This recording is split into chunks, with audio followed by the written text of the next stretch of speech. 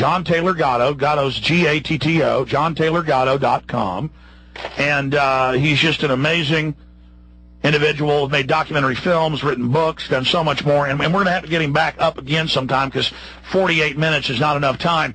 And I appreciate him coming on with us today. Sir, I'm really honored to have you on. Thank you, Alex. It's a pleasure to be with you in Austin, which has become one of my favorite towns in the world there.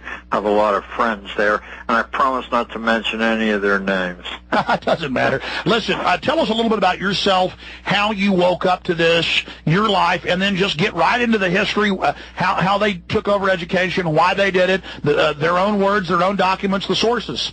Sure. Well, I grew up in Western Pennsylvania during the Second World War. It was a town not too far from Pittsburgh, and it was full of coal miners and steel workers, and there was a whole lot of value placed on simple truth and thinking for yourself. We all went to school, but nobody considered that school was going to be very important. But, you know, as I passed through two Ivy League colleges, you know, I bought the whole program that somehow or other the people who acquired diplomas, and especially from famous schools, are set to rule the world. So I was an advertising copywriter, and in advertising there's a lot of turnover, so often you're in between jobs. And in between jobs, my roommate had been had a school teacher's license, and he said, "You got to be crazy to do that." He did it for one day, threw his license in the drawer, and went off to be a waiter at the Waldorf Astoria, and was soon making a couple $1,000s a week. This is 30 years ago, 40 years ago. So in between ad jobs, I saw that license, and I said, "I'll teach for a couple of days. Anybody can do this." I called in as my roommate. He didn't care, and I started to substitute teach. And Alex, I ran into the strangest resistance at different schools, not on the part of students, but on the part of the administration to allow the teaching to be efficient. Let me just give you one example of that, and you'll see. Like everyone in Texas, and I was in the Army in Texas a long time ago, I speak a few hundred words of Spanish. So they gave me a Spanish class to substitute in. I asked the kids if they knew how to tell time. They all said no, and I said, "Hey, it's so easy. In 15 minutes, you all know how to tell time in Spanish." That's basically about all I could do. So I go through telling time, and everybody can tell time at the end of the hour. By the third time I did this, because the sub has, you know, the principal came in, ordered me into the hall, screamed at me that I had destroyed the entire curriculum for the month of June. She would never be able to explain it to the teacher who was that sick, but I would never be hired again at that school. And I really was bewildered that someone would think that telling time in Spanish was the whole. So this happened in a different way at another school. I won't go through the details. And so you started searching to find out the roots of this. Let's get into the history. Yeah. So, but I knew that this person wasn't an evil person. She just knew, you know, what side her bread was being buttered on. It was compartmentalization. Yeah. So, as I taught through the years, and I told my wife, I'm going to stay in this business just to see how far I can push these kids who are supposed to be stupid. And as soon as I found the limits, you know, I'll go back to advertising and make us a fortune. But after 30 years, I never found how far I could push them. The truth is, I went to Cornell and Columbia University and have degrees, and I began to teach on the level of graduate Ivy League college, and these 13-year-old Harlem kids. I mean, there was a little bit of problem with the idiom, you know, and I'm much older than them, but I found that once they caught on that there was actually going to be something real going on in the class, they didn't have too much trouble keeping up. So I really was bewildered at this point now, because then I started to get into tremendous trouble with the school district because these 13-year-old Harlem kids were winning. If I tell you every award New York City had to give, and they weren't supposed to be winning those awards. So I came under heavy scrutiny, and I resigned on the op-ed page of the Wall Street Journal saying I wasn't willing. I didn't think any improvement was really possible in institutional schooling, and I wasn't willing to hurt kids any longer. That was 15 years ago, and for the last 15 years, I mean 7 days a week, around the clock, I've been digging up where this institution came from, why it took the shape it took, and how it manages to continue growing larger and more expensive in the face of almost universal criticism. Give us the brief synopsis, analysis, the basic architecture, where it came from, and then get into detail. Well, obviously, all through human history, some people have wanted, more than their share, and they've wanted to keep other people in their place. That's human nature. It's not a conspiracy. It's the way a lot of people are. But somewhere at the beginning of the 19th century, and the somewhere was a little state in northern Germany called Prussia, which once was world famous. I mean, Washington's aide-de-camp during the Revolutionary War was a Prussian, and Prussians have appeared to draw the border between Canada and the United States. In the Northwest, there's a town around Philadelphia called King of Prussia that really showed the honor in which we held Prussia. Well, at the beginning of the 19th century, Prussia decided that to have efficient management, it needed to remove the ability of ordinary people to think and of ordinary people to imagine and invent. And they drew on an ancient system that had been more or less constructed by philosophers since Plato called universal schooling. They had to force it at bayonet point or, under pain of the law, because otherwise people catch on too quickly what's going on. If their kids aren't getting smarter, they're getting dumber. So Prussia put this in place. And this is all in mainline textbooks. This is not debatable. This is all facts. Stay there. We're going to go over it with our guest, John Taylor Gatto. I'm Alex Jones. This is the GCN Radio Network.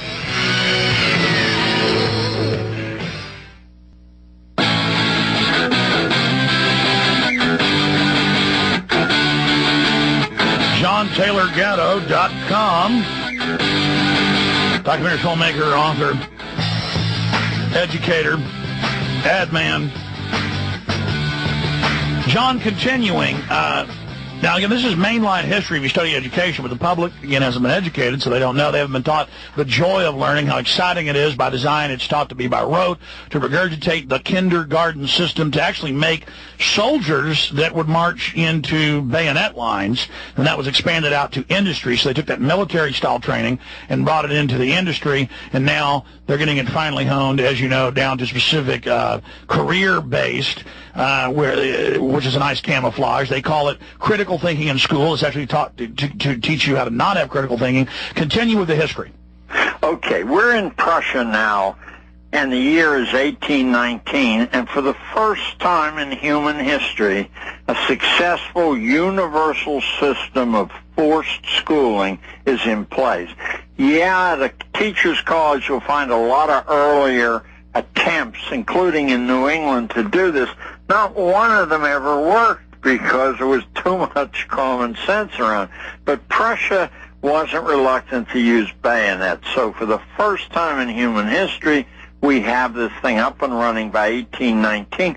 10 years later, it's running like clockwork. Prussia, which has no natural resources, a small population, is the fourth richest country on earth, and its population marches into battle without argument. So everybody who was involved in trying to get the same system in the United States made the trip to Prussia and studied the system. And it's only one county today of Germany. It's a very small area. Yeah, it's right up against the North Sea, and it still doesn't have any money, but it produced the 3 largest wars so far in human history. So it's pretty effective when people have their independent mind removed, when they can't critically think. They're much more efficient to be ordered around and used as, here's a term I know you heard here in Austin, human resources. Well, people aren't human resources until you remove their free will and their ideas. And the joke's right out in the open. They're calling us resources. Oh, yeah. They have a department in the government. Well, Prussia is now studied by every major country on Earth, as far away as Japan. As I said, everyone involved in schooling in the United States comes back from Prussia. And for folks that don't know, that's the kindergarten system, and that's our whole form of education. Oh, yes. Well, at first it wasn't, and then they decided that they weren't getting the minds early enough. And so they built the kindergarten system, which means a garden where you grow children like vegetables. I'm amazed that that's eluded people. And it's more effective. And now in places like New York City, even kindergarten is considered not early enough. Too much independence survives. They're getting kids at age 3 now into pre-kindergartens here. And now they're saying, oh, parents, we know you're working hard. We have after-school programs till 8 at night, so they have them all the time. The CIA, of course, funded the modern feminist movement. They admit it. It's now declassified, so the mother couldn't be there even in the afternoon to take care of them, so you get double taxpayers, so the parents are completely removed. Then the leadership model males, these are federal documents that speak up. You drug them. The family is, without thinking about it, it's the biggest obstacle in the path to create a universal utopia, which is the ultimate goal. Automatons. We'll get there. But the family, because it awakens these powerful, irrational feelings, irrational meaning that some manager can't predict which way love is going to take you, the family itself has to be disintegrated, and the payoff, the bribe for extending schooling is, well, look, we'll put your kids in the hands of experts, and you can have a little time off, et cetera, et cetera. Let's just boil it down and give me your take on this. And the state has said this, that the family's competition to the state. The state wants the children. The state wants to be the boss, and you owe fealty and allegiance to your blood, to your family. They can't have that. Well, that's precisely it. And in places like Prussia, this was written into legislation that the state owned the children. And that's not my interpretation. Those are the laws. Through the 19th century in the United States, attempts were made to write that into legislation, and there are records, Alex, quite a few, of courts reaching that determination. Let's talk about that. Let's give some specifics in Prussia and here in the U.S., how it ties into eugenics. Some of the first social workers were set up in England and then in Germany to carry out these operations, racial hygiene. Hitler, of course, said he owned the children. We'll be right back. Going back to our guest, who I really appreciate coming on, John Taylor Gatto. You've got the floor, sir. And anytime you want to plug your film, your book, any of it, The Secret History of Education, it's not secret if you go look. Everything you're saying is documented. You've got the floor. Go through how it was set up, what happened, what we face today, and hopefully solutions to educate the public to get out of it, to extricate ourselves out of it.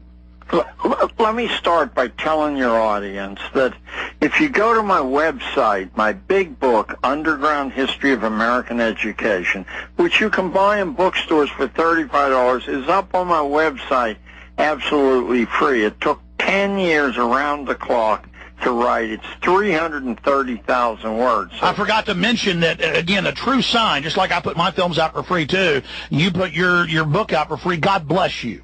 So take a deep breath, but you'll find all of this information I'm giving you now documented, and many, many times more.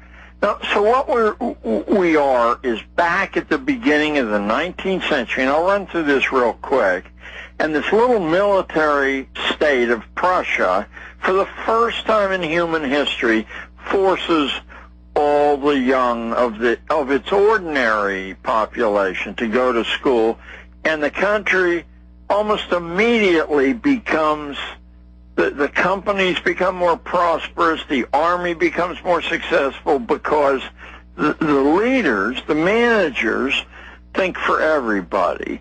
So Prussia's now studied all over the world. They send delegations from Japan, delegations from Russia, and many, many delegations from the United States go to Prussia. And by the way, it was so successful that the Gestapo was founded out of the Prussian state police, and the SS was founded out of it. Absolutely. See, if you don't have employees who argue with you or say, no, I won't do that, you're bound to be more efficient. Now, it is a kind of short-term efficiency, but because very soon everything degenerates and falls apart, and then you have no brains to pull from in the next generation. Exactly, and that's what's happening. By the way, my dad's a pretty high-level, executive in healthcare, and I'd say he's one of the top, 1,000 brains in healthcare in the country. And he gets sent to these, $5,000-$10,000 seminars.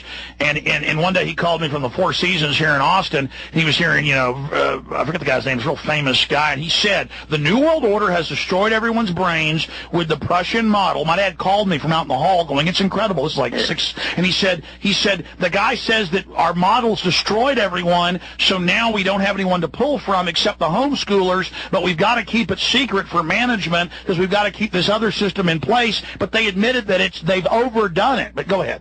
Well, let me give your listeners a piece of mathematical proof of what you just said. In 1950, the United States had 90% of all the patents for invention issued in the planet Earth. Now we're down in the low 30s and dropping fast, because once you destroy this imagination, which was specifically recommended by some names I'm going to give you so you can verify this independently, but all of the big thinkers who led to the schooling we know said, first you have to destroy the imagination of ordinary people, or they'll think up ways to escape this or get around this. But once the imagination was gone, all that stream of invention... It's the engine of innovation, of creativity, and of rebellion. Yes. I mean, and it was certainly a source of incredible wealth. I'm invited to speak about half a dozen times so far by the Chinese government, and I've been in all different parts of China. And the funny thing is the three American businesses which clearly dominate China, it's really amusing in a way, are all built around imagination. I'll tell you, every Chinese I saw was playing American computer games while they were sitting in a McDonald's eating, I don't mean this too critically, but eating pieces of meat that I'll tell you in human history nobody would eat except slaves. But anyway, all the movies, all the traveling acts at the big hotels, they're all American because the imagination is gone in China. They can recruit hundreds of millions of people to, work around the clock for $2, but they can't, they steal our I know that your listeners know this. They steal our patents and our copyrights regularly. Here's an example. Until about 1915, going back to 1800, the U.S. had over half the patents, 4% of the population had half the world's wealth. Because of feudalism, there was no imagination. They just institutionalized this system, and that's why we dominated the world. Now the globalists have seized us and used us as an engine to dominate, but now they've depleted and destroyed their brain trust. Yes. Well, let me get back, though, to Prussia. So Prussia's studied all over the world by ambitious nations, including the United States, and the lessons how to do this to your population are brought back. The trouble in the United States was, as Abraham Lincoln said in 1859 to the Wisconsin Agricultural Association, virtually everyone in the United States, 75% of the population, had an independent livelihood. They were small farmers, they were entrepreneurs, they were dressmakers, they were traveling entertainers, and they didn't buckle under because they weren't tied to some bureaucratic ladder of jobs. So it took a long time, and what it took was several crushing inflations, financial panics, and several big wars to pull this off. Under the cover of these wars and financial panics, institutional schooling was set up to deliver the same kind of mindless or semi-mindless citizenry that Prussia had enjoyed. And now we see the average American, 1/5 can't find the U.S. on a map. 70+% of high school graduates don't even know what a continent is. Or where the Pacific Ocean is. Yeah, right. No, it's way beyond what the newspapers cover. That's what Orwell talked about, though. He had discovered this, how they were destroying language, reducing it by design. It's like people listening to us right now either have escaped this, or a new listener who's been under this control can't even understand us right now. Well, I must add to your Orwell allusion that Orwell was in the outer fringes of this thing when it was happening, so he didn't discover it. He actually listened to the people planning this, and when he wrote 1984, which all the American papers said had to be about the Soviet Union, he was talking about London in England. Oh, yeah, he said that, yeah. Yeah, but that's conveniently... but he wrote letters. He wrote letters where he said that because he'd been a secret policeman in India. Then he fought against the fascists in Italy, in Spain. Then he'd been a propagandist for BBC during the war. Right. And he finally figured out they were controlling it all. Well, it was his BBC contacts, who were rather proud of what they were doing. Really, the whole idea, we call part of that group now the Fabian Socialists, but the idea was that biologically, you and I and about 95% of the population are permanently inferior. I want to source that for you so that anyone who says this is wild talk can check it for themselves. It was Charles Darwin who said that in 1871 in the book called Descent of Man. He said only a few of the human race are evolving. Everybody else is a dead end, and if you can't... And then that expanded into his protege, Sir Francis Galton, the father of eugenics. Oh, well, Galton was more than his protege. It was his first cousin. It was his first cousin was Galton. Now, I want to be clear. You independently have done all the same research I've done, discovered the same thing. So has Alan Watts. So have many others. The point is, people keep thinking we're getting this from each other. I'd never heard you till a few years ago and heard you once. The point is that we're all discovering the same thing. And listeners, if you go research this, you're going to find the same thing. Go ahead. It's not, with the Internet, it's fairly easy to read. You don't have to go to an interpreter of this data. You can go directly to the data. To them. You can pick at random any book that Galton ever wrote. That's Darwin's first cousin. And the hair will stand up on your head. And he's advising. I don't think many people know this. And then his protege, of course, was H.G. Wells, whose protege was then Julian Huxley. But go ahead. The Darwin family wasn't just a wealthy family. They were among the supreme fortunes on planet Earth. So rather than thinking of Charles Darwin as a scholar speaking to other scholars, you're talking about a man who was in the inner circle around the British throne, who had fantastic wealth, Galton also, and spoke to, dukes and earls and heads of industry so that... And plus, their idea of the elite being supermen and us being dogs, that was already the elite's ideas for thousands of years. So they tailored a science to fit into that elitist approach. See, The idea certainly has been around. You can find it clearly in But it was scientifically codified, yes. Yeah, so it starts, it starts in easily accessible documents with Plato's Republic and his Utopia of the Laws. 2,400 years, yes. And he'll say people are frozen into these categories. The whole idea that they can get out of these categories is just nuts.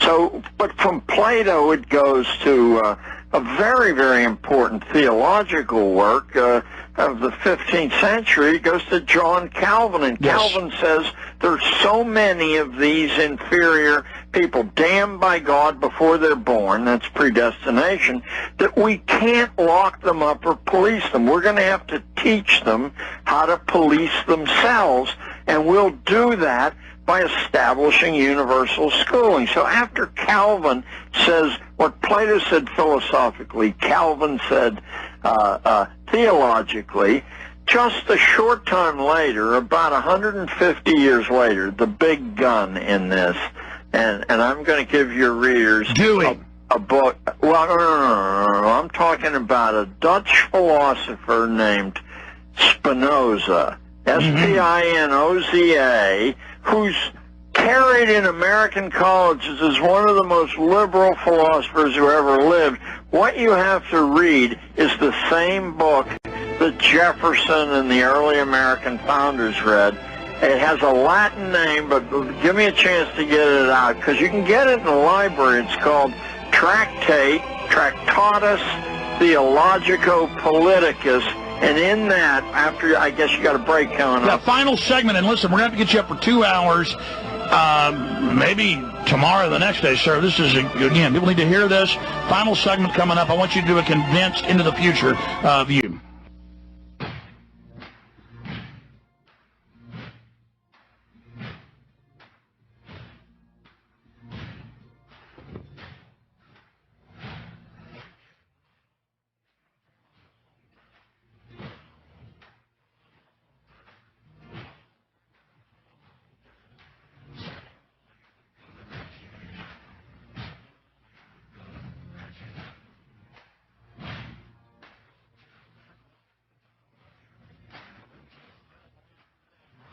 Everybody knows, you hear it all the time, yeah, they dumb us down on purpose.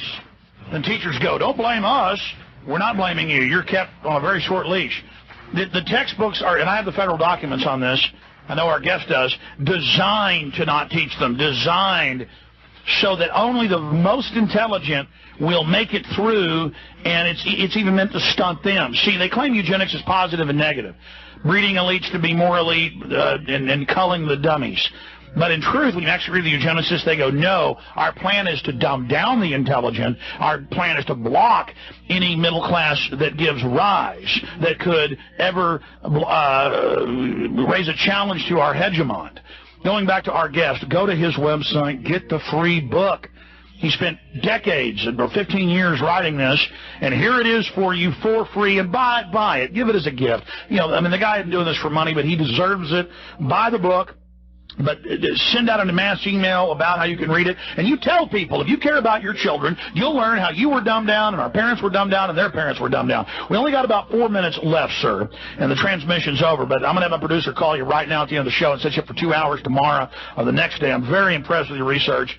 JohnTaylorGatto.com is the website. John, kind of give us a preview of what's coming up, kind of a condensed view in 3 minutes of where it's going, where it went in the future up until present, and then we'll get into that next time you're on with us. What happened after this string of, if I say great minds, you know what I mean, through human history, said from different perspectives that most people were trash or garbage or even dangerous? What happened was that the American economy, which once had been an economy of independent livelihood, was deliberately converted to a big corporation, industrial economy.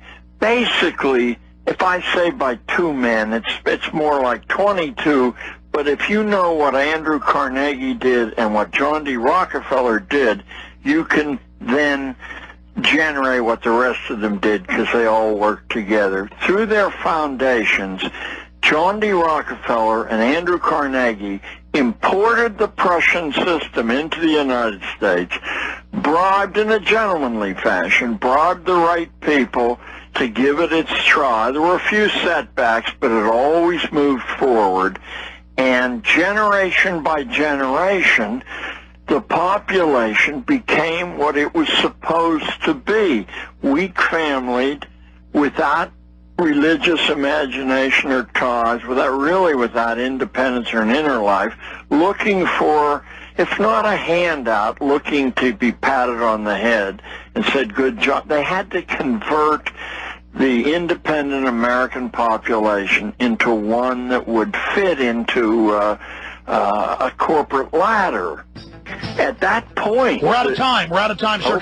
Can you come back on tomorrow? I don't think tomorrow I can. I would like to, but I have to. I have a farm about 200 miles from here, and I have to get up there. I'll tell you what, we'll set you up for next week. How's that sound? Okay, that's more like it. Okay, and I'm going to have my producer call you right now, and then we'll go through what happened from 1900 until now, and then where this goes in the future. And, of course, then they get us all in debt, and it's all about making us dependent. Oh, absolutely. That's what the Federal Reserve's about. Yes, sir. Listen, I'm very impressed with your research. I'm very thankful for your research. JohnTaylorGatto.com. Links on Infowars.com. Go get the free book right there or buy the book. We'll talk to you soon, sir. Thank you, Alex. Thank you. You bet. What a great man. On his website, JohnTaylorGatto.com. Gatto spelled Gatto. Let's just, in like 5 minutes, sir, and again, I'm very honored to have you back on with us, recap how you woke up, who you are, the info you discovered, which, by the way, is extremely accurate, folks. My own research, I ran into all the same stuff. He just knows even more. This is his area of expertise. So I want to tell you, this is documented. And then recap where all this started, where these ideas came from, recap what you covered last week, and then let's get into from 1900 on and the export of this stuff here and what it's done to people and how they've scientifically destroyed people's minds, taught them how to not be able to think. Well, Alex, it's a pleasure to be back with you, and let me see if I can be succinct. My wife says that it's impossible, but let me try. Did you get a big response last week coming on? I did. I got quite a big response, and I would like to thank your listeners, but to tell them that the book is free on my website, but you'd have to read it on my website or download it, or you can buy it on the website, whichever. But it's up there. My website got several hundred calls to send them the book, and that we don't do, but we do make it available to read on the website, or you can purchase it. No good deed goes unpunished. Send me it free. No, I understand. So go ahead and break down again for people that just joined us who you are, recap the history, and then let's go into the last 100 years and the future. Sure. I was a New York City public school teacher for 30 years.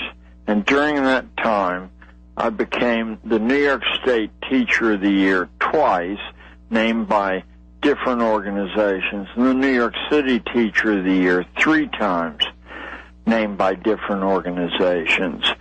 Over that period of time, as most people who teach or who parent and send their kids to public school, I kept running into immense contradictions and aspects of schooling that worked against the development of both mind and character. But when you're totally involved from morning to night in this, it becomes an immense nuisance, and you blame, this guy or that guy, that if we could just get rid of this stupid school administration and so on. Toward the end of my career, however, as I began to read into the history of schooling, and I don't mean in the standard histories because they won't take you where you need to go, I came to see that institutional schooling, which must never be mistaken for the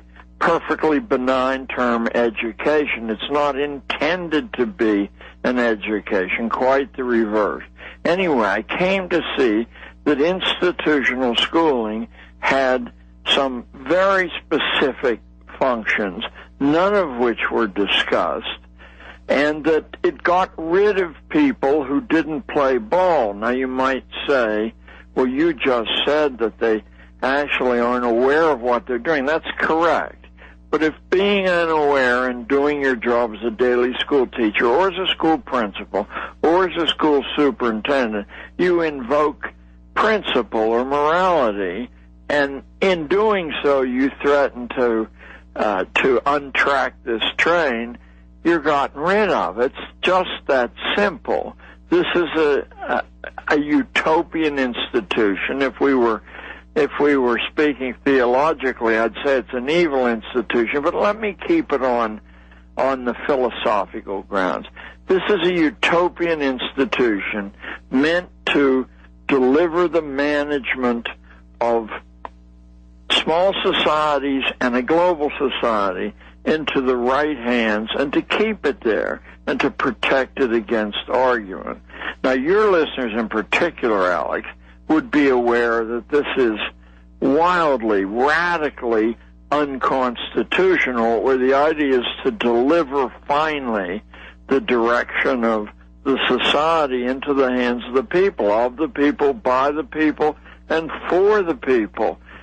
This was our wonderfully novel gift to the planet, and out of it we became very, very prosperous, very, very powerful, and I would say, as human life can be reckoned, very happy. And by the way, going back over 150 years ago, public books were written. Top educators came right out and said the public's too smart.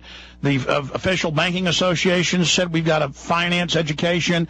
Too many people can read. John Dewey said that it was a crime to teach children how to read, that everything had to be socialized education on how to be good little cogs. I mean, this is why everybody is so dumbed down and unable to understand the prison they're in. So just hit the key points of how they set it up, where it came from, recap last week, and then let's get into what they did here in the U.S. Well, obviously, to convert a libertarian nation where the American dream was to write your own script, have your own little business, in order to do that, you had to either run into a wall of deadly opposition, or you had to cajole the public into surrendering their children into a new type of institutional schooling that would take them far and fast and be free.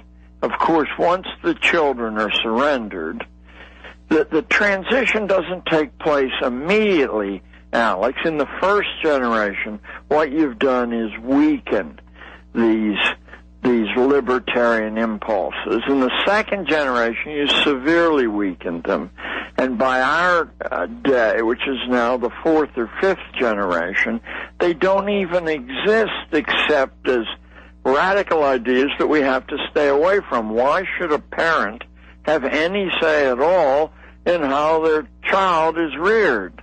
It's true they've risked their life and their pocketbook having that child, but at that point, the child becomes the property of the political state and the people who manage the political state, who in our epoch, Alex, are global corporations. And it was the early global corporations, in particular the Carnegie group of corporations, the Rockefeller group of corporations, which of course included Standard Oil, and I would say another dozen or 24 extremely wealthy people who thought globally, like Vincent Astor. And by the way, just type into Google John Dewey quotes or John Dewey New World Order. You'll find university websites to the American Education Fellowship, formerly the Progressive Education Association, organized by John Dewey. He called for, quote, establishment of a genuine world order, an order where national sovereignty is subordinate to world authority.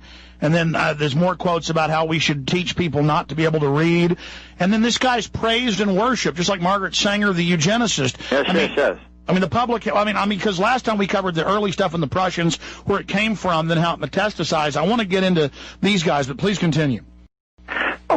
Well, of course, the fund of available ideas and utopian ideas isn't endless, and we drew almost directly from the Prussian experience. Prussia was a little military state up against the North Sea. They were wildly successful. About half the people who fought in the American Revolution were, on both sides, were either hired Prussians, hired Saxons, or hired Hanoverians, but we called them all Prussians because that was the tail that wagged the military dog. Prussia had been the site of this is just fascinates me, and I hope your readers will be interested. Prussia was the result of the Fourth Crusade, the one that's never talked about, in which the Pope dispatched armies to northern Europe to conquer the wild tribes up against the North Sea. So for the first 300 years of its existence, it was, in fact, a theocracy. It was a military religious state. As time passed, the religious part was pushed to the fringes, and the rational military part, that the strong or superior, came to the fore. Prussia was studied by every major nation on earth, including Japan, and the societies were, to a greater or lesser extent, reconfigured to match what Prussia did. The traditional liberty in the United States was so strong that you couldn't use candid language. This had to be done by chipping away at the fringes and by generating a massive distrust for ordinary people.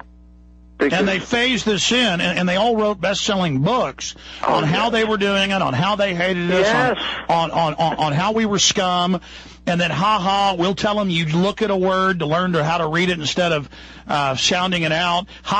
This will screw them up. Well, Dewey really laid the law down. He said as long as people know how to read well and like reading, which is very, very natural. America loved reading. But as long as people like to read and know how to do it, they're going to have access to different points of view. So if you want to move this project ahead most efficiently, the thing to do is to remove the pleasure in reading and the ability to do it. Oddly enough, if you enjoy reading, it's basically self-teaching. It's a lot of hard work to read difficult stuff, but people who like to read eventually teach themselves. Yeah, stay there. We're going to talk about these...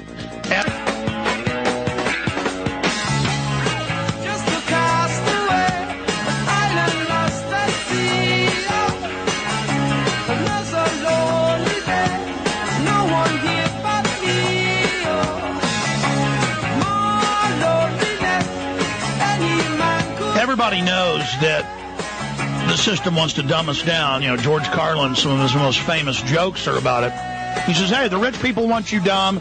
It's by design. But to actually, I've probably only read 15 books by these educators, but I've read hundreds of their quotes, tracked back that it indeed was in speeches they gave or in magazines.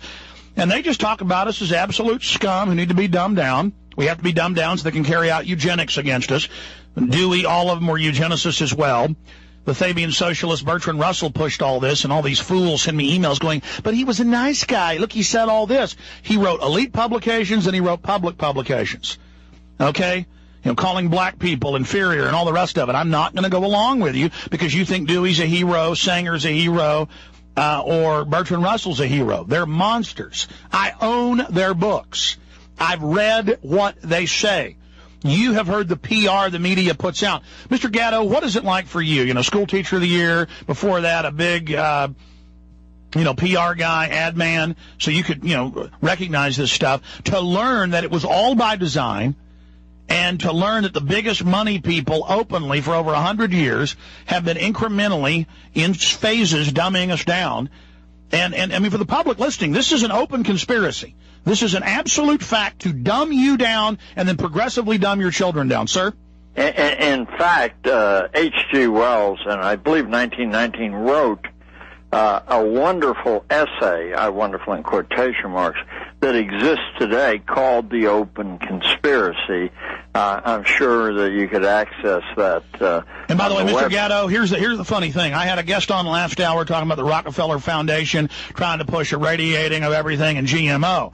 I have you on, Rockefeller Carnegie Foundation Education. They're masters at setting the blueprints for societies. Then they set the map makers of the mind system, and then we all conform to it. I mean, literally, it doesn't matter who I have on, congressman, it never ends. It always goes back to them.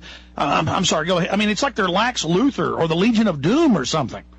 Yeah, obviously, whoever puts together this form of social machine has to be extremely sophisticated. They have to understand how humans respond. For example, there are millions of people involved in official schooling. I have no exact count, but if more than 100 of those people are aware of what you and I are talking about, I would drop dead. The way the system's set up, that employees on any level, including the high levels in the state ed departments, exist, their safety depends on not rocking the boat. And it's all compartmentalized. It's compartmentalized to divide and conquer. Yeah, and that principle goes back to Julius Caesar. That was taught in colleges in the 5th century. Battle for Gaul. How you do that? Yeah. Well, sure, when I was in 7th grade, that was in 1943, we read, not parts of it, we read Julius Caesar's Gallic Wars. And when we were in 9th grade, this is a coal mining town in western Pennsylvania. The year I'm talking about now is 1944. We were offered the choice of reading it again in Latin. Some took that choice, some didn't take that choice, but that would give you some measure of how the decline has been managed. That's a graduate level course now for a PhD.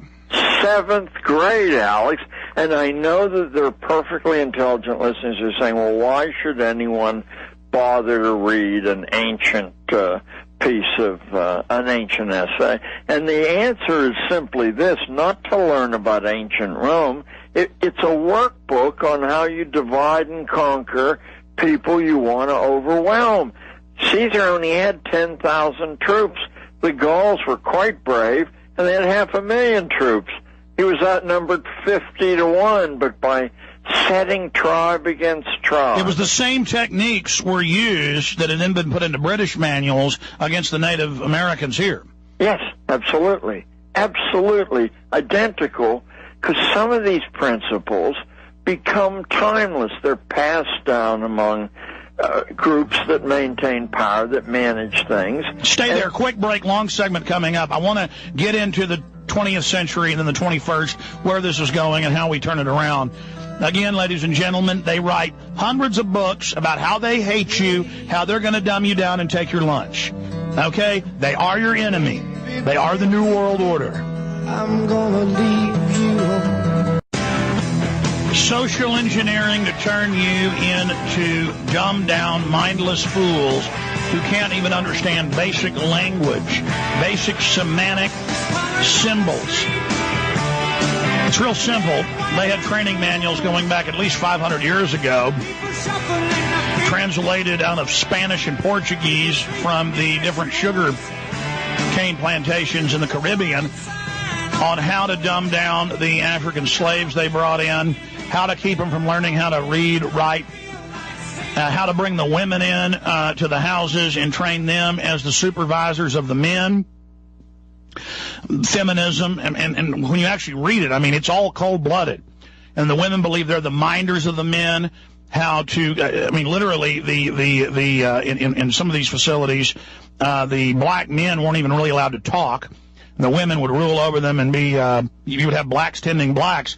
This is just a more modern system of what Caesar did. He talks about leveraging one group of the Austrians as they went into Gaul against the next group of Gauls, against the next group of Gauls, doing that systematically, all the forms of manipulation. And this is 2,000 60-something years old. This is the type of material. There's nothing worse for me than to know I'm telling you the truth, to know I've got their manuals, to know it's all public. But, again, maybe 5% of the country actually reads more than one book a year. It used to be half the country were avid readers or more, and everybody read newspapers or tried, 95%. They have destroyed us. And I just want you to see Endgame, Blueprint for Global Enslavement. I mean, it's them openly setting up the euro, openly setting up the North American Union. They're going to totally implode the economy. They're going to take everything you've got, open police state, open martial law, open dictatorship of this system, all candy-coated. And people need to see Endgame, Blueprint for Global Enslavement. You need to give it to everybody you know for Christmas. You don't want to wait. If you can only afford one copy, buy one copy. Make copies of the DVD on a DVD burner. If you can afford it, then buy 10, 15, 20 copies. We've got them discounted at like half off when you buy them in bulk. Give it to people now. Give them Loose Change Final Cut. Infowars.com, or call toll-free to get the books, videos. They can answer questions, tell you about discounts. 888-253-3139. I mean, I have to keep myself every day from getting depressed or getting enraged as I read more books, more documents, more official Department of Education documents. I mean, it's just unbelievable criminals. They're just actually writing about how they've dumbed us down and how we're slaves and laughing at us that we'll never figure it out. We can. People are waking up. Infowars.com or 888-253-3139. We have a deal just for the month of December, 5 months free at prisonplanet.tv. Go check that out. 5 months free at prisonplanet.tv with thousands of pieces of media up there, an armory of Infowar. Or write to me, Alex Jones, at 3001 South Lamar, Suite 100, Austin, Texas, 78704. Go to John Taylor Gatto's website. He wrote a book. You can buy a hard copy if you want, but it's up there for free to download. And go there, read it, give it to people. I know it's hard for you to read. I know TV's on and you're not trained to do it. Once you start reading, it's addictive. And then don't believe Gatto. Take a quote he's got, Google it. You'll find university official sites. You'll find the books written by these people. Don't believe that. Order the book. Physically get books where all the icons of our age are calling us slaves and scum and how they've dumbed us down and how they're going to have their way with us and how they're going to sterilize us and how they're going to... Okay? Go to his website. It's free. Over a decade of his research. Free. Go to Google Video, watch Endgame for free, but it's better to have the high-quality DVD and give it to folks. All right, I'm going to shut up. What really needs to be done is for everybody just to get really aggressive and educate everybody and go to whatistheendgame.com, whatistheendgame.com. We now have more than two-thirds of the film bibliographed with every time code, every document, everything we say in the film, all documented. Volunteers doing that. We had to check their work. It's all accurate. We commend them. We thank them. That's there. You want it. It's two-thirds done. The rest will be done in a week or two, I'm told, at whatistheendgame.com. I mean, help us spread that around. I mean, there's nothing worse than knowing they're doing this and knowing the public's now awake, we're being calm, but the public doesn't know all the specifics. Okay, I'm literally going to turn my mic off. Get into the 20th century, 21st century, specifically what they've done, what the plan is, the phases. You've got the floor. Okay, I think it'll be useful for your listeners to frame this project, this argument that we're entering. And you're quite right. Simply by spreading this around, simply by doing that, you will grind this thing to a halt. It depends upon your cooperation to be your own jailer and your own saboteur. And that information, oddly enough, is at least 500 years ago. In John Calvin's Institutes, he said the damned comprise 95% of the population. And there are too many of them for us to cow. What we have to do is train them to be their own jailers. Indeed, Calvin has the first clear idea of how an institutional school would work. And then there's a line all the way down through Charles Darwin. The book you want to read is not Origin of Species, but Descent of Man. And you'll see clearly that 95% of the population are biologically so degraded, there's nothing can be done for them. So that now these people who are operating this project have a moral foundation to stand on. They're only helping the progress of, nature. Anyway, what happens, and it happens in stages, and I'm going to have to leapfrog some of these stages in the short time we have together to leave behind stuff that's traceable. The great change, and the great change happens in stages, but the great change that all the people listening are living through happens right after the Second World War. For the very first time, all the nations of the world that we compete with have had their industrial capacity broken.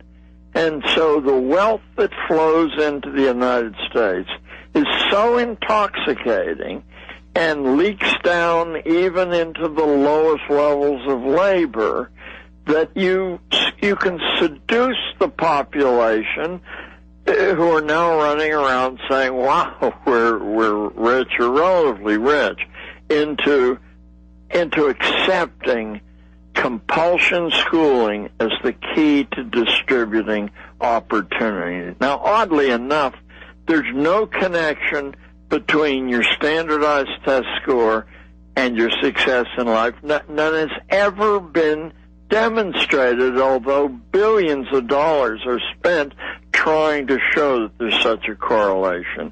It's simply not true, and none of our national leaders have anything but undistinguished school careers. That includes Republicans, Democrats, and outsiders. They're for the most part they're C students, but Al Gore, for example, flunked out of his first college, and our current vice president flunked out of college twice. George Bush, who's roundly considered what I do believe him to be is a very dull mind, actually had a better college average than the fellow he ran against, the snooty guy, Kerry from Boston. So we're talking about a fantasy that's been laid down in such a complex fashion and so deeply that it's very hard to penetrate. And now here comes the principle that I hope your readers will remember. Of all the people involved in this, almost none of them understand what they're involved in. And that's why Alex's advice to spread this around, it even works on some of the villains who don't know what they're involved in. But nevertheless, the Carnegie, the Rockefeller, the Astor, the Vanderbilt, the Harriman, the brain trust that gave us this had something more than simply a desire to be wealthy or powerful. They already were as wealthy as it was possible to be. Nobody has enough imagination. They're all eugenicists to a man, and I've got to go back to something you said 5 minutes ago. I've been biting my tongue.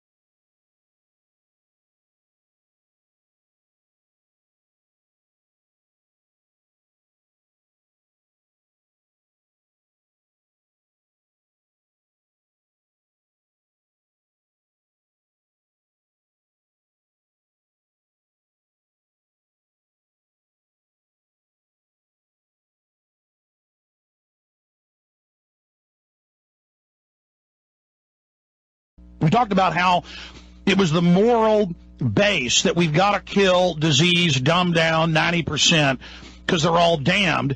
Calvin was just saying what the British lords already believed, yes. just like Darwin was and Galton. It fits in to the attitude they already had. And then just like last year, the head of the state board was being questioned before the legislature by Representative Susanna Hupp. We have the video in Endgame. And she says, why are 2/3 plus of the foster kids on psychotropic drugs? Why are they on a bunch of drugs on average? And he said, well, because they're bad gene pool, bad genetics. You see, there's no genetic test. They're just waging war. Right. And it's literally a scientific dictatorship. Go ahead. Well, if your listeners will understand that the real power generating this thing, it's a substitute religion. These people don't need money and they don't need status. They're following some kind of philosophical religious ideal, and that's where the control freak religion is what I call it. Okay, but it's where the zeal comes from. So that you're wasting your breath if you think you can sit down with a superior argument, show evidence for the rightness of your argument, and people will say, oh, wow, yeah, we were doing it wrong. No, that won't happen. The idea is to set aside 95% of the human race and to turn them into, I'm sure you've heard this term over and over again, human resources. In what sense is a human life with a sovereign spirit a human resource? It's zombies. It really is. They're human resources, I presume. In any case, so what we have here are a group of passionate ideologues at the end of the 19th century, so we'll bring this right up to the present. And we have a large number of people who follow what we all understand to be human nature, that it can be seduced by greed and the promise of, more than your share. So the Rockefellers and the Carnegies have the zeal, but what do they promise the other powerful people to fall in line here? They don't talk about this as a philosophic ideal at all. They talk about efficiency. And if you're looking, again, the Internet's a blessing in this regard. Between 1890 and 1925, when this thing was being set up, when institutional schooling was being set up, the commonest term in business circles is scientific management. That's measured by efficiency. Well, what is efficiency? Well, if you know Frederick Taylor's time and motion studies, where somebody stands and watches you move your hand at a machine for several days, and then the orders come down, move your hand this way, turn your head this way. That's almost a parody of what scientific efficiency is. It's turning people into machines. Exactly. But more than that, the Rockefellers and Carnegies write in their secret eugenics, because the public view is negative and positive eugenics, killing the infirm, energizing and breeding the elites for supermen, but they actually state that's not really the plan. The plan is to dumb down the middle class and knock out competition and freeze any new renaissance from happening or new elites emerging. So it's monopoly men doing what they do, dumbing down the mass so that no one can ever rise against them. It's lovely that you say that, because if you trace the major documents, the immortal ones that are taught in every good college in the United States, but taught as a good thing, not a bad thing, you find that the destruction of the common imagination is at the center of the thing. Yes, they could take police and an army and lock you up or deprive you of food or crack the whip. But throughout history, that has never worked for very long. And every government that's used that as their control technique has been toppled sooner or later. So what has to be done is a good deal subtler than that. You have to make people their own prisoners, and you have to remove their imagination so they can't think of anything different to do. And, oh, Alex, if I could just, well, whatever. The number of people on the highest levels of intellectual society who have said exactly what I just said are endless. You can trace them every 50 or 100 years all the way back to Plato and all the way up to the current. And let me add a facet and a direct attack on television, and they've got thousands of studies on this, as you know, Mr. Gatto, but that's for the audience. What happens is when you watch television, you are passive, and it doesn't cause complex imaginary processes in the mind. When you listen to radio or read, you have to image everything you're hearing. Right. And so that increases cognitive ability and neuron connections, and that's why there's huge causal connections to Alzheimer's and old folks that watch a lot of television versus some composer whose brain they cut open when they die, and it's a tiny shriveled thing at 90 years old, but the person was a genius bouncing off the walls when they died. It isn't even that the brain mass starts dying at age 30, it's that you have all this extra brain mass compared to what's used, say when you're 20, for new neuron connections to be made, for other pathways to be used, and literally television does lower brain waves after just a few minutes down to a sleep state. So it's literally a machine that dulls massively your overall psyche. Yes, precisely. And if your readers would like to follow up on that idea that Alex just gave you, and please call me John, Alex. If you want to follow up on that, in the 1950s, a Canadian professor named Marshall McLuhan wrote extensively about this. His style is a little wacky, but his ideas are right on target. Well, you also have the 5 arguments for elimination of television. Oh, that's a brilliant book. If you want to take a minute and tell your listeners that's a brilliant book. Marie Wynn, isn't that? Yes. Yeah. It's 4 arguments for the elimination. Yeah, 4. I read it like 10 years ago. But it's a splendid book, and it's written in a conversational style. It's fully scholarly, but you know, it's not something that'll give you a headache after you read it. All right, we're talking to John Taylor Gatto. We got to hurry into currently what's happening in the last 5 minutes. Then certainly, sir, got to have a part 3. I meant to have you on 2 hours a day, but I double booked. So if you grace us with your presence again next week or the week after that, that would be.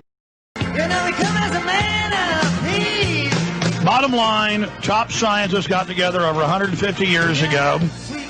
They were all the richest families in England, Europe, and Germany. And they all wrote public books and laughed that you'd never read scientific journals, even back then. And they have incrementally done exactly what they say they do. Mr. Gatto, you know more than I do even about this. I'm always amazed that you know even the next step, and I go look at it and you're accurate.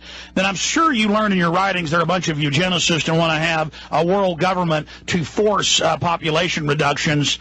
I'm sure in your research you ran into that over and over again too, right? Over and over again, because as I said when I alluded to Darwin's book, The Descent of Man, even these power-hungry men, and they're largely male, even these power-hungry men have to have some sort of a justification for what they're doing. So they tried religious justifications, and they tried philosophical justifications, they tried psychological justifications, but finally where they met bedrock they could stand on was biological inferiority. Obviously, sensible people would realize that you can't cure that. There isn't any way to cure that, and therefore you have to protect yourself, the good breeding stock, away from it. This is where the eugenicists come in. They really land in the western part of the United States. They're generated out of the eastern United States, but they land out at Stanford University just at the turn of the 20th century, and they begin teaching how to take control of evolution by controlling, as an animal or plant breeder would control, by controlling genetics. And there are quite a few books. It's simply that if you're not aware they exist, you can't do what you've been advocating. By the way, I mean, I told you this last time you were on briefly. My dad was top of his class, and they took like the 125 smartest high school seniors. I think it was actually a junior then, and they sent him to the University of Texas, and the head of the botany department was running these months of intensive testing, and they took the top 6 kids, and my dad was one of them, and said, well, there's a secret world government. We're going to have to get rid of most people. You are, the genetic cream, and we're going to need you to continue to go through schooling and prepare yourselves for this. And my dad's like, I'm out of here. And he never even told me that till a few months ago. The point is, this is going, and you talked about plant breeders. He was the head of UT Botany, was the head guy. He was also a German. Well, you brought that up at the end of our time together, and that's just fine. That idea you're talking about was cooked up most succinctly and powerfully by 2 sociologists right at the beginning of the 20th century, and they said you're not going to be able to pull this project off unless you can drain the most obvious mental talent out of the lower orders. And you do that by paying them off. And by the way, they point blank told a junior in high school this. Well, sure, you have to. This is, I'll just put the dog on and use the Latin term. This is the propaidutic function, which basically means if you get a good project underway, how are you going to transmit it to the next generation unless you train people directly in what's going on? You don't have to train many. Maybe 1 out of 1,000. But somebody has to know what's going on so that they can continue it. Tell you what, stay there. Stay there, because I'm going to do 5 more minutes and George Humphrey's coming in. You are listening to GCN. Visit GCNlive.com. Network.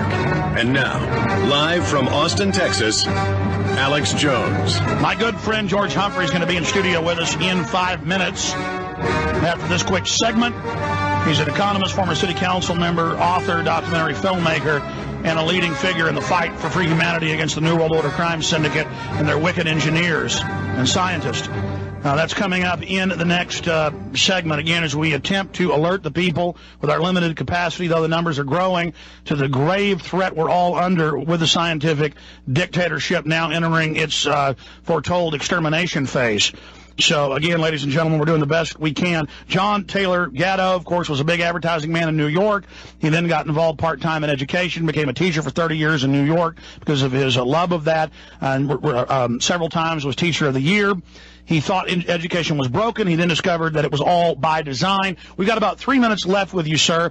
Finish up any other key points you want to make about the scientific dictatorship, some of the source documents for folks to check, like your free book on your website, and just how we fight this. I mean, I believe it's just if someone becomes aware the innate human mind is still there, once they discover they're in a box, they can then figure out how to get out of it. That's the Alice in Wonderland principle. Once you discover that all of this menacing apparatus, they're just a pile of cards. Once you understand what's going on, you withdraw your own cooperation without putting a billboard up. You withdraw your children. You talk to your neighbors. And as you said an hour ago at the beginning of the show, as you spread this around, the ripples are like a stone being thrown in water. What's underway right now are the last stages of globalizing this thing and creating a virtual world government in every nation that matters. Most of the nations of the world, of course, don't matter, but in the ones that matter, there is an international government already. It's a shadow government. So that all of the attempts to keep this thing stable while replacing American jobs with jobs from wherever, I won't name a particular country, the idea is to destroy the idea of nationality, which is one of the grounds of meaning that we all have, just as they have worked for a century to destroy the sanctity of the family, because that's a tough nut to crack.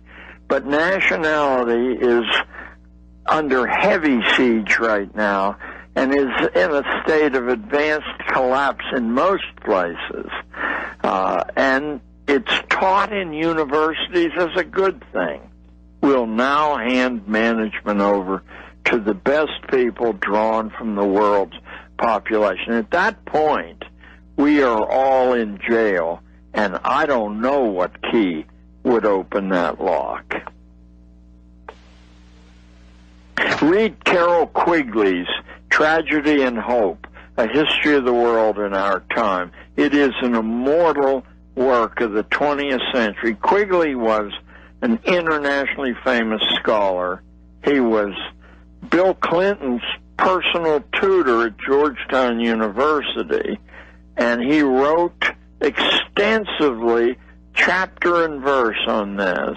The publisher destroyed the plates of the book, but thanks to the efforts of a number of really courageous people, the book was illegally kept in print on the fringes. And now I understand, although I'd have to see it for myself, that the publisher has brought it back in. John Taylor Gatto, we're out of time. The website is John Taylor Gatto, ladies and gentlemen, JohnTaylorGatto.com. On there you can find a link to download his life's work, this incredible book. Can we get you up for a part 3 next week? You can. Can your producer give my wife a call? Because I move around a lot, but she'll set up. I don't actually have close control over my schedule. I understand. John Taylor Gatto is our guest. He was on with us for 2 other interviews. This is part 3, getting into how education was set up. This is all can be researched. You can document all this. His website has it all documented. He has a free online ebook up there of great value that he worked on for more than a decade. And we appreciate John Taylor Gatto coming on with us today. It's good to have you on, sir. Good to be with you, Alex, and Ron Paul forever, eh? Absolutely. Now, let's go back. In just 5 minutes, recap the basics, how they set it up, what it was designed to do, and then we got up to the 50s with what they started developing, and then move us through to what happened in the present and where this is all going, and then hopefully how to turn it around.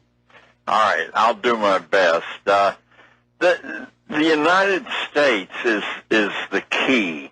It's quite a different nation in concept from all the other countries that existed before. The idea was that social class should be flexible and fluent, and that everybody, regardless of their background, would have an equal shot, a level playing field to make the best of themselves.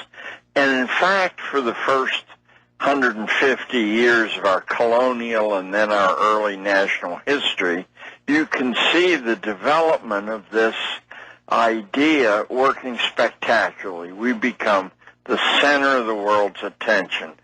But under the surface, something is rising that will conflict with this original idea, and that is an economy that's evolving from an independent livelihood economy of small farmers, small entrepreneurs, and so on, into a large centralized corporate economy, which requires a large government to protect it. And both, even though what we're sold is the vast difference between the corporate world and the government world, they're 2 sides of the same coin. They require the same kind of human beings to make them work well. People who are largely obedient, compliant, and above all else, have weak imagination, so they can't think of a different way to do things.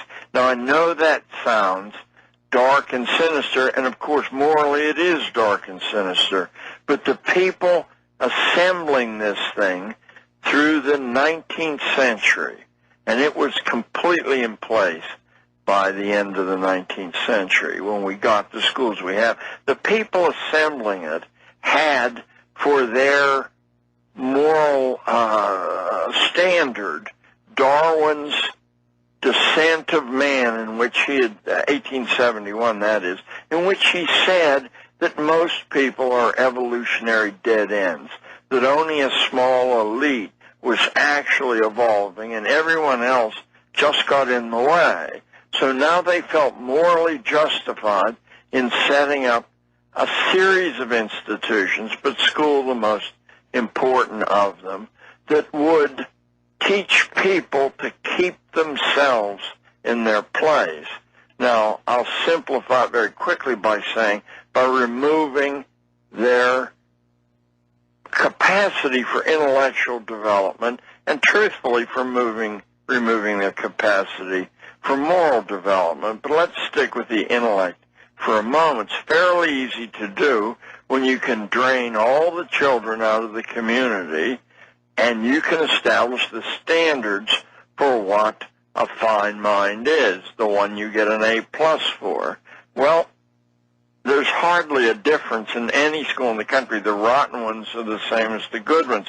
You get an A+ for memorizing what you're told to memorize and repeating it on periodic tests. And after you do that for a long enough period of time, you're so alienated from the roots of your own strength, from your own family, from your own religion, from your own culture, from your own imagination, that you don't recover from that. You become predictable by the tools of market research. And both the government and the corporate world use those predictions to employ capital and labor efficiently. Now, John Taylor Gatto, I want to make clear to the listeners that I had heard you many years ago on the radio, but I hadn't done any research on your research, and that I separately, making Endgame, discovered the exact same documents, textbooks, statements. None of this was a secret. It was only at the highest levels of academia, advertising, and the corporate world. And so everything you're saying is absolutely documented. This is not our opinion. This is not a theory you're hearing. This is how the world was set up and standardized to literally make you mindless, gibbering drones. Go ahead. Well, let me affirm what you just said with a couple of names that are fairly standard. One is known by everyone. Winston Churchill said in 1944 publicly that schools don't have anything to do with education. They are mainly, I'm reading the quote, they're mainly institutions of control where certain basic habits are inculcated in the young. Education is quite different and has no place in schools. Then here's Bertrand Russell, one of the major mathematicians and philosophers of the 20th century. He says this in 1935, we are faced with a paradoxical fact that school is one of the chief obstacles to intelligence and freedom of thought. So what we're talking about is a deliberate piece of architecture, but once again, I think it's important to see where these people gained their strength, their moral strength, in first accepting Darwin's hypothesis, not about evolution, but that most people aren't evolving. They're dead wood. And so if you allow them to mix with the good breeding stock, you ruin the human race. Now, obviously, that's not taught in school when they teach Darwin, and yet it's very, very easy to find. I'd challenge anyone listening simply to go to their local public library and ask the librarian for Darwin's Descent of Man. That's the name of the book. Not Origin of Species, but a book written 12 years later. And it'll be in every library in the United States, I guarantee you. And it will say flatly that the future of the human race depends on confusing this bad breeding stock so that it doesn't reproduce itself. Exactly, and then that's why they adopted fluoride, which massively reduces sperm count. Yeah. Of course. It's certainly one of the reasons we have mass production wars on both sides, mind you. the first. And by the way, the Carnegie Endowment for Peace openly states they're there to create war. State Department Memorandum 200 openly states they're there to use wars and famine to exterminate. Then you realize why they now admit, American Medical Association, that fluoride actually destroys your teeth, but it rots holes in your brain, reduces IQ, and causes sterility and lower testosterone level. You must realize you were under chemical attack. That's why it's hard for you to grasp what we're saying. I mean, imagine, John, my intelligence, your intelligence, if we wouldn't have grown up, but I think you were born before it started, with the chemical attack. Go ahead. Yes. So, one of the ways that I personally got onto this thing bit by bit, I mean, it took me quite a long time, is that I grew up in a part of the country at a time when that part of the country was being ignored. All the attention was, and most of it today is on the two coasts there. But I grew up in the Scotch-Irish part of western Pennsylvania around Pittsburgh, and during the Second World War, although we hardly thought of ourselves as intellectually advanced in any way, we didn't think of that at all, or we didn't think of school as very important, we were reading Julius Caesar in 7th grade and Julius Caesar in Latin in 9th grade, and I don't mean so-called gifted and talented. By the way, Ron Paul's from your same town, same time. I'll be darned, I did not know that. It was a wonderful, wonderful part of the world. I mean, people were dragged in there from all the Middle European countries and from Ireland, to work the mills and the mines. And so the only true melting pot that I've ever experienced in my life isn't New York City, where I'm talking to you from, where everyone goes off into their separate enclave, but Pittsburgh, where all the world mixed together and didn't take insult from one another. And as a consequence, the level of mutual respect was quite high. But we were ignored, or otherwise this wouldn't have happened. I don't know if that's true today. I would doubt it. But nevertheless, when I came to New York City, which was reputed to be the intellectual center of the American universe, I genuinely was bewildered, because the 7th and 8th grade classes that I was given as a substitute teacher were about on the level of 3rd grade classes back in Pittsburgh. And I said, no, something has to be wrong here. We're the dumb ones, not these people. But I watched how it was being done. You start with this idea that since these people are permanently inferior, they wouldn't use that word, of course, that, they would say challenged by their backgrounds, that you don't hurt them by asking them to think hard. And in case they try to think and get involved in the smart people's business, let's poison them and dumb them down so they're more easily managed. We'll be right back. It is a big idea. My only friend, the end of our elaborate plans, the end of everything. That's the choice. We stand at a crossroads. Either the global scientific dictatorship architects, who publicly in 1,000 times 1,000 statements and documents said that not only is eugenics positive eugenics, to, quote, breed the elite for looks, longevity, intelligence, health, but also to go out and sterilize and control the, quote, unwanteds, which then gives the government and the powers that be the ability to just say you don't have rights. But also the main movement of eugenics that's in the higher level textbooks is to poison and dumb you down because, well, you may be stupid, but you're still cunning. They call, they describe us like weasels. Well, just like in fact, I've seen that in their documents, just like a weasel or a wolf isn't as smart as a man, it can still cause problems. So you've got to dumb them down, poison them, sterilize them. And that's what all this is. That's why they put fluoride in your water, amongst many other things. John Taylor Gatto, please continue. Now, let's get up into the 50s, 60s, 70s. Let's go through their plan, what it's done to education.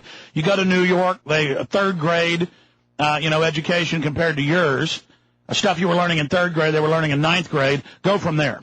All right. Now, let me interpolate the mechanism of managerial control.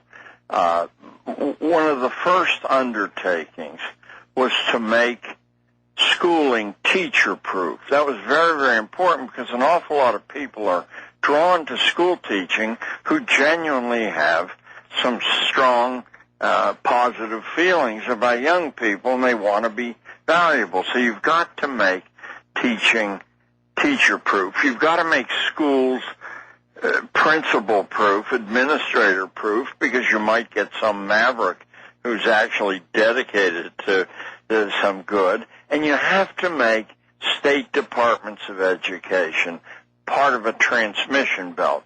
Never, never, never people who generate policy. And this was done, and I'll cite in just a second the congressional investigation of this that anyone can look up and read. This was done out of the project offices of about a dozen major private corporate foundations. The two most efficient were Carnegie and Rockefeller, and today they're joined by Exxon and the Gates Foundation. But here's where school policy is formed, and then it's fed in through compliant state departments of education and through the federal education department, which itself has no primary power either.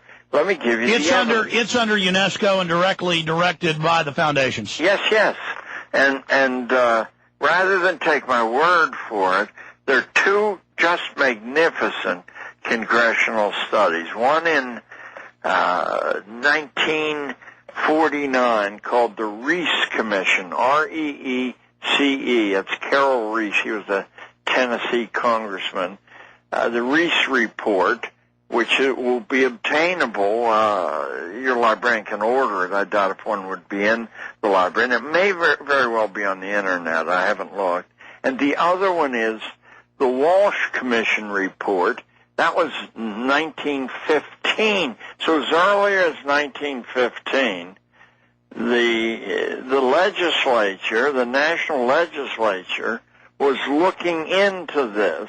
What they discovered was identical in 1949 and in 1915, that our schools were under the control of the private foundations, not anyone that we elected or hired. So I'll skip that now. Through the Second World War, this was being conducted quite openly in the sense that the fantastic American ability to read well, which had been noted all over the world. The inventiveness, the cunning, the skill, the eyes electric with inventiveness. You bet. And by 1939 we had 90% of all the patents granted on planet Earth. But during the Second World War, under the cover of the war, the American ability to read was substantially degraded. And the American imagination that created in, new developments technologically was degraded also. So that by 1960, our 90% mastery was down to 32%, I believe. John Taylor Gatto, the numbers don't lie. We'll talk to you on the other side. We're on the march. The empire's on the run. Alex Jones and the GCN Radio Network. Spyville.com. Little piece of you, a little piece of me will die. I want to be very calm about this and restate this for you. We're not mincing words. We're not joking. We're not exaggerating. In fact, we cannot give you all the thousands of quotes and documents and books. He's put it for free in his 10-plus year book. It took him that long to write it. At his website, we'll give you in a moment. That's how much he cares. And everything he's telling you, I've independently discovered on my own. I want to explain that. Why is that important? This is real. They openly said diet, injection, and injunctions would be used to poison you further and dumb you down further. That's the UNESCO plan. That's what controls our education system. They are poisoning you to the food and water. Police officers, you think you work for the system. You think you're part of the system. You and your family are going to have bone fractures, heart attacks, Alzheimer's, and you're going to be in this fog you're in of frustration, of feeling weak-minded, of having those fleeting moments of intelligence. You're supposed to feel like that, exhilarated with life. You are under chemical attack. Coming up the next hour, I've got a special 10-minute piece on fluoride we're going to be playing. Stay with us for that at the bottom of the next hour. John Taylor Gatto, before we go any further, tell people about your website, the free book, where they find the link on there for it, or how they buy the hard copy. This is something that anyone with children in a government intellect extermination camp needs to read. This is something that everyone who went through the camps, and now look at them, thumb scanning to get lunches, being arrested for no reason, cameras in bathrooms. Now they're going to full-blown re-education prison camps. How do people get your book? The Underground History of American Education. It's 330,000 words. It took 10 years to write, and it sold many, many thousands of copies and still does for $35 a copy. But you can take it on the website for nothing, or if you want a hard copy, you can order one off the website, www.johntaylorgatto.com. It's packed with detailed information, very little rhetoric, and a whole lot of facts. For example, Alex just talked about chemical poisoning. You'll find in that book the actual government document by its project number, which says that after 1968, that people will lose the power to make their own decisions and will be heavily drugged. That was in anticipation of the Ritalin, et cetera, invasion of and the Prozac-type drugs, which are all chlorine, fluoride-based, same thing with nerve gas, same thing with the fluoride. Correct. And really the novel insight I think I've had is that these people, rather than being, as the great criminals of history, interested in feathering their own nest, are doing this as a service to the human race. This is a cult. And to evolution, because the rest of us are just in the way. It's just fascinating. Well, they talk about, and the modern ones do, Peter Singer, Pianka, Dr. Pianka, others, they talk about how sad it is they have to do it, but they've got the will to do the right thing and rot holes in your children's brains. They love you. Oh yes. Now, this requires the kind of anger that I think I heard in your voice, Alex. It's no longer a matter of debate.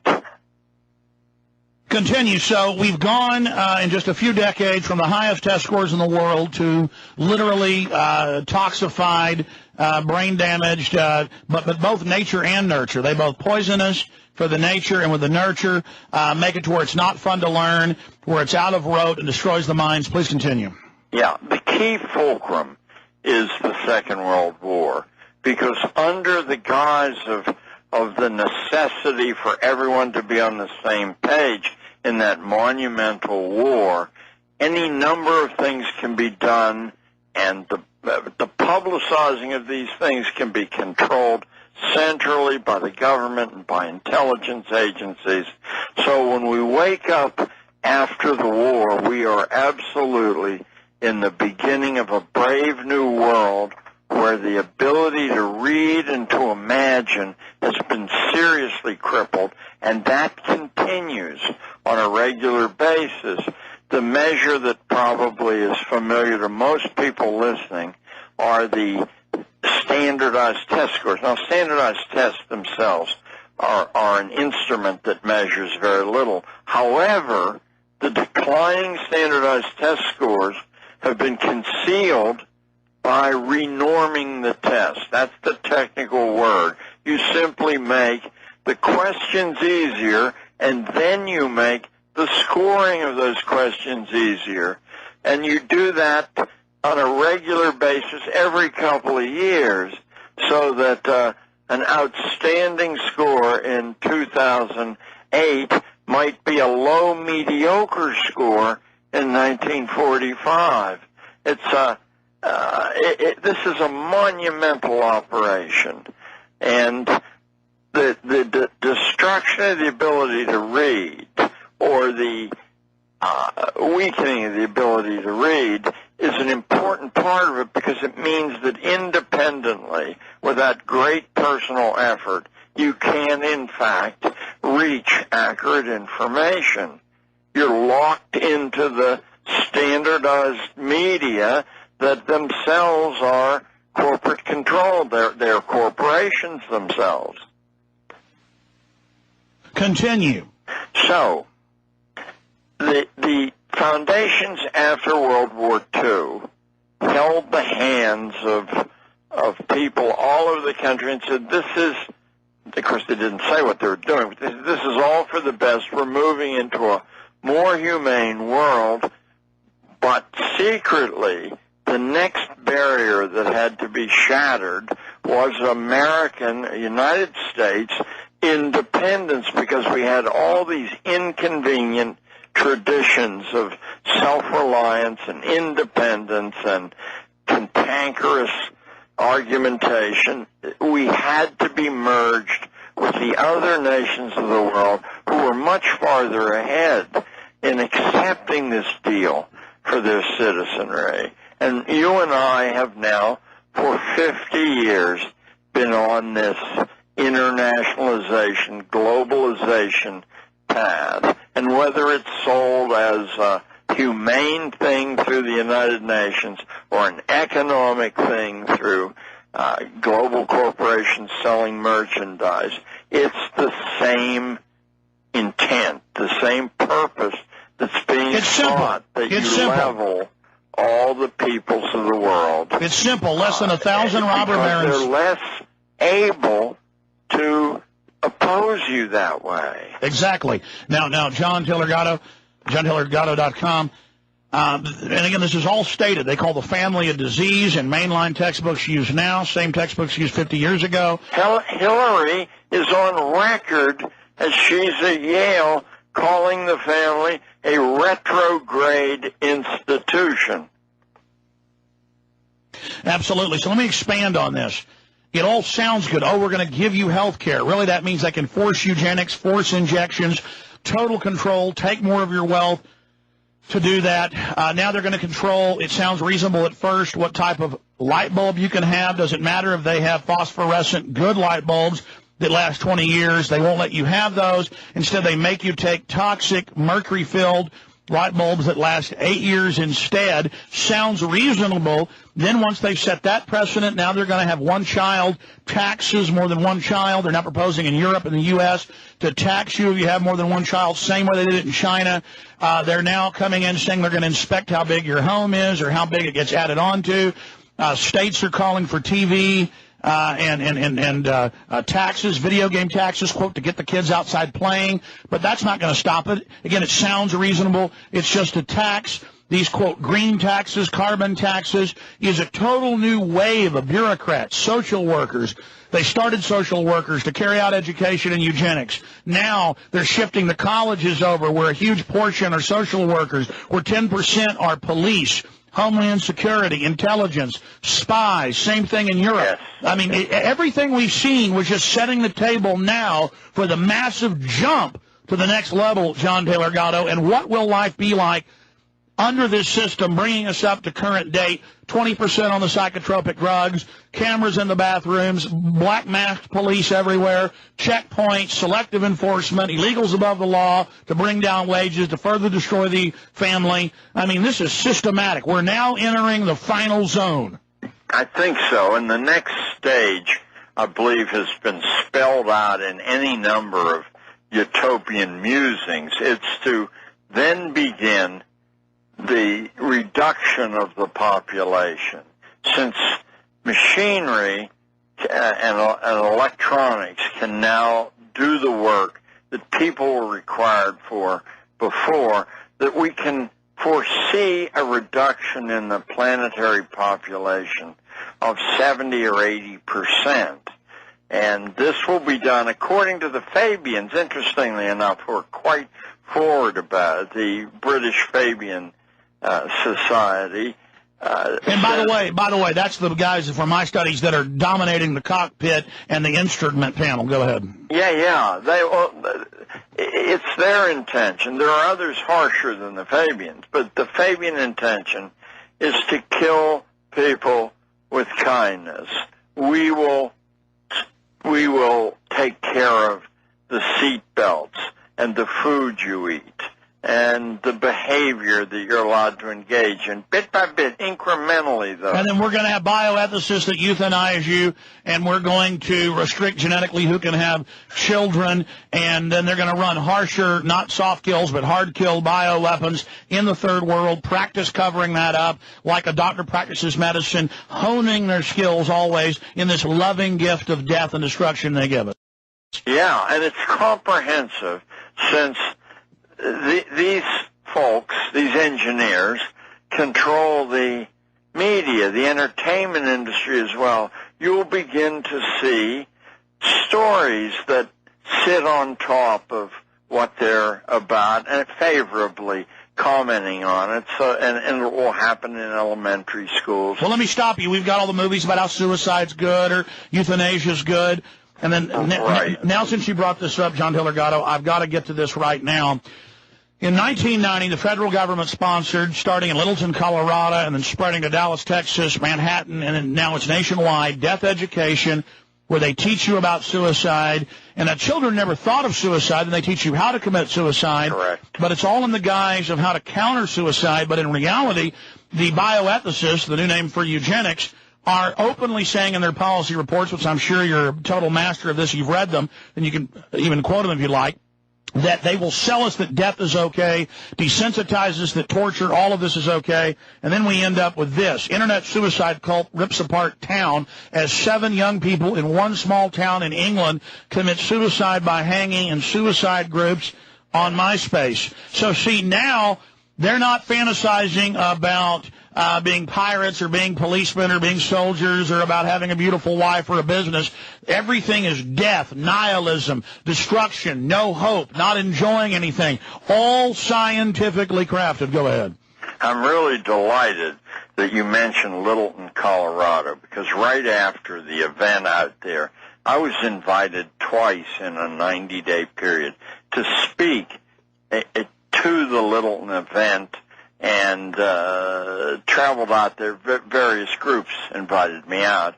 And while I was out there, I learned something that really intrigued me. For 10 years prior to, that massacre in the school. Yeah, 1990 to 99. It was all FBI run. I didn't know you knew this, but just go ahead.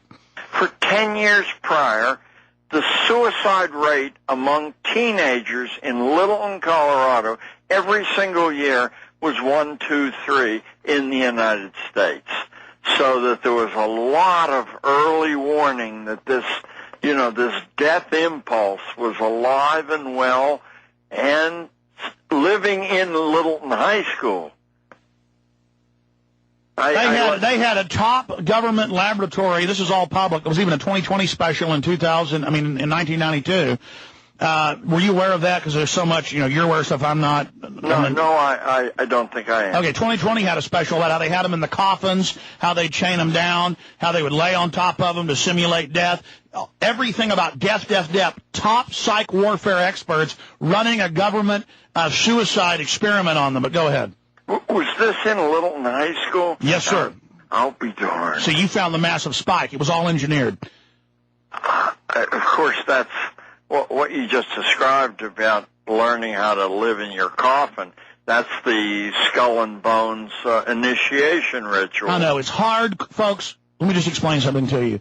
What you're hearing is all documented. We are living in literal nightmare system.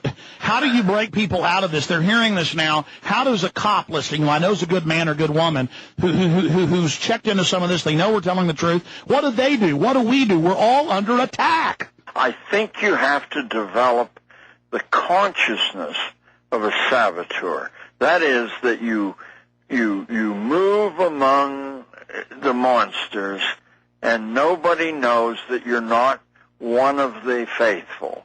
And yet you look for weak points, and you put some sand in the gears.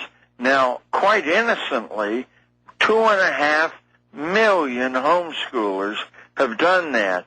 Alex, if we go back to 1976, according to the federal government, there were 10,000 in the United States. Now there are 2.5 million. By the way, it's bigger than that. That's a 2-year-old number. It's almost at 4 mil now. Well, that's wonderful news. Really, but no one came around recruiting. There were no billboards saying, let's do this. I mean, now and then you'd get a human interest story about the thing. It grew out of some, I think, natural health that exists in spite of all this stuff. The dynamic human spirit that refuses to submit. Yes, and the larger this thing gets, the more difficult, I mean, homeschooling as one of the alternatives, but as the larger it gets, the more difficult it is to wrestle to the ground. Well, John, let's talk about after the break. I'm going to have to hold you over a little bit in the next hour if you can do it, because I want you to be able to finish. Then we'll take your calls, I promise. But I told the story of my dad's a pretty high-level medical, consultant, and he gets sent to some of these top seminars. This was a couple $1,000s per person. He was at the Four Seasons down in Austin seeing, this top global expert on trends, and the guy came right out. He called me on the cell phone when it happened. The guy came right out and said, we work for global government. The global government has dumbed people down too much. Now there's too many homeschoolers. They're defeating our top people. If we don't take over the homeschoolers, they're going to overthrow the elite because they're going to have critical thinking. And my dad called me, this was like 5 years ago, and said, oh, my God. Heart disease is on.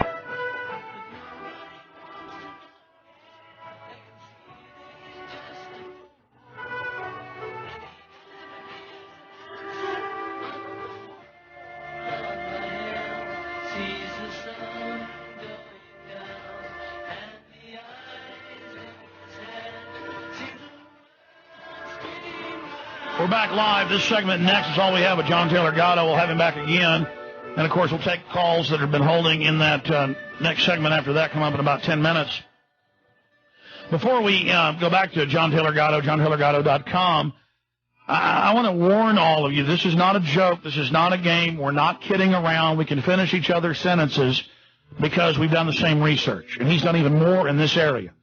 We have scientific minds who are on incredible power trips, who are putting cancer viruses in vaccines, poison in water. They're spraying us. We're all under attack. And I'll tell people in the government, bureaucrats, IRS employees, police, you think you're part of a system? You think, that you're above us? You're not. You're under the very same attack. Mayors, governors, they're not even in most cases part of it. This thing is a self-fulfilling machine with the robber baron foundations that set it up operating. Get Endgame Blueprint for Global Enslavement. If you haven't gotten the DVD, get it at Infowars.com. Do not wait. Make copies of it. Get it out to everyone. If you got the means, buy it and make 10,000 copies. Give it to everybody in your town. If you don't have the means, buy it and make 10 copies, or buy it and have parties and show it to people, or invite your neighbor over, invite them for free dinner and make them dinner and show it to them. Your neighbors. You and your wife do it. This is life and death.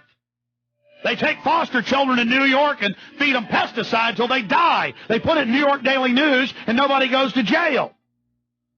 They don't play games. You understand that? Get Endgame at Infowars.com to really understand what's happening, and then get John Taylor Gatto's book for even more on what they're doing. Infowars.com or 888-253-3139. Or until now, at the end of the week, I guess into next week, you get 5 months free at prisonplanet.tv. See it in super high quality right now. John Gatto, again, fire out the website. Spell it out for folks, and I demand, don't just believe us. Don't you dare believe us. You go read his book for free, or you buy the hard copy, and then you just spot check 20 passages, 20 quotes in there. And then you go to the library and you pull out the books, the Carnegie endowments. You go do it. And I want you know what it's like when you actually go there, when you pull the microfiche and you actually read it? That's an empowering thing, isn't it, John? GATTO.com. If you want to contact me, if you would like me to come and speaking your community, the email on that website is info@JohnTaylorGatto.com. And again, John Taylor, and then spell Gatto again. Gatto. Now, folks, even though you're on fluoride, I am too. It's in everything. It's in the shower. You can fight through this with humanity. You can still get the energy and the initiative. That's what it saps. To get him in your community, to read the book. You can fight through it together. We can beat these people, John. You absolutely can. And I think the homeschoolers have blazed the trail. If they were still 10 or 20,000 people, they're millions. Alex just corrected me pleasantly by telling me there are 4 million of them now, and I happen to know because I have friends, I have acquaintances in the federal ed department. It's growing exponentially. They state the figure as small as they think they can possibly get away with.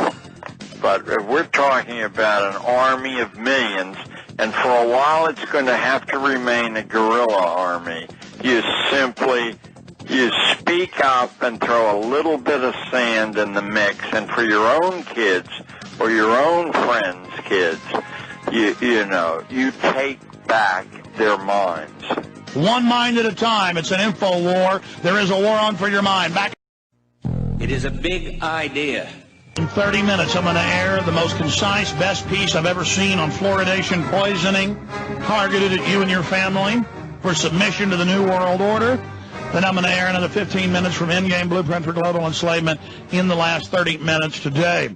John Taylor Gatto, we got 4.5 minutes left. You've got the floor with solutions to this fight. They plan to crash the economy, totally blow it out, try to ban and outlaw and restrict and harass with the Real ID, Premise Society, Animal ID, where when you really sign that, regulatory ownership goes to the government to shut down farms and ranches. They want us forcibly in cities.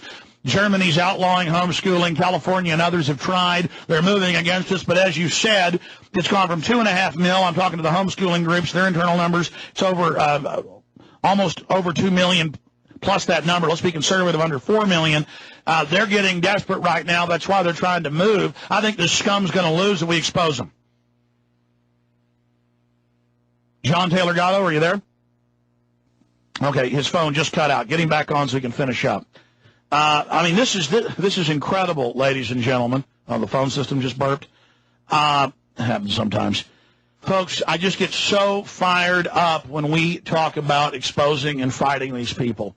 I want police officers who believe in this system. I want you to go to Google and type fluoride toxicity studies, University of Texas in. Last time I did that, I got 20s, 30s, 40s, 50s, 60s, 70s, 80s, 90s. Read them in the 30s saying it was a toxic chemical that made people lethargic. I want you to see this for yourself. I want you to know they're doing it to you too. You are with us. What would you do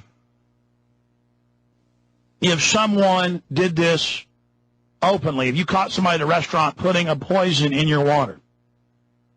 Again, the American Medical Association for 4 years has now come out and said, I guess 3.5, that it actually hurts your teeth, and babies and children shouldn't have fluoridated water.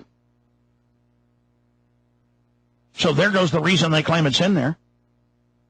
American scientists are going public. Scientific American has gone public. That is just one tiny piece to this larger puzzle. I am begging you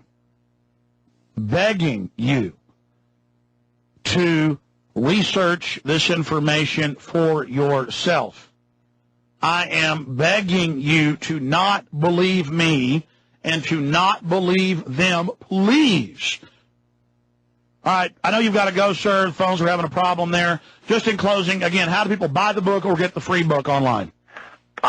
It's www.JohnTaylorGatto.com. Now, Taylor's spelled Taylor, and Gatto's spelled Gatto.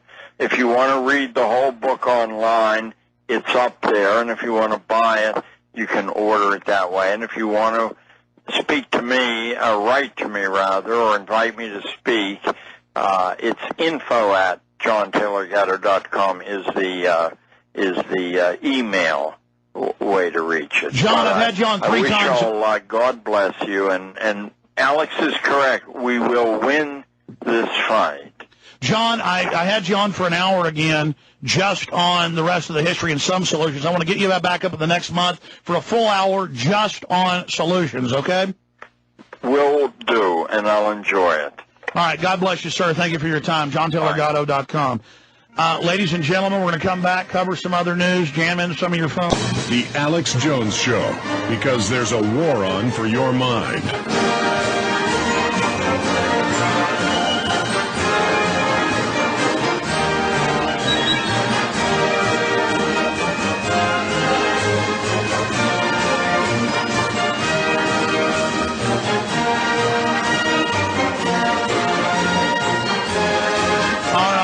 Steve, Rachel, Andrew, Tom, Jay, your calls. We're going to them right now.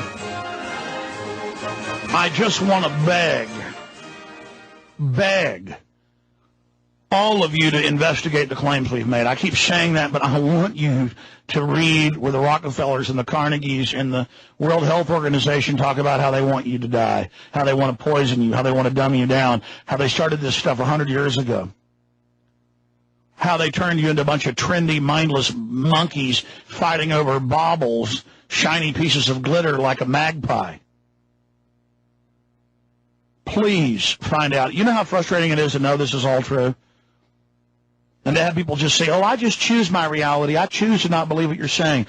You better think twice. You better look into our claims. I don't expect you to believe me, but I expect for you to check in to what I'm saying. I expect for you to stop let the New World Order system run over the top of you. I'm begging all of you out there to use your heads.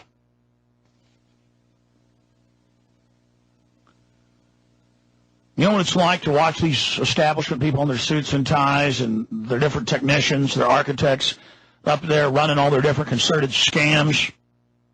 They have central hubs, central organizations that teach them the nomenclature, the verbiage, how to run the scams, unlimited financing, how to attack you, how to dumb you down, how to make you feel powerless, to know they carried out 9/11, to know they carried out all those other horrible events, to know they created the radical Muslims, financed them, to know they put Mao into power, to know they put Lenin into power, to know they put Hitler into power, to know they'll kill hundreds of millions and not even blink an eye.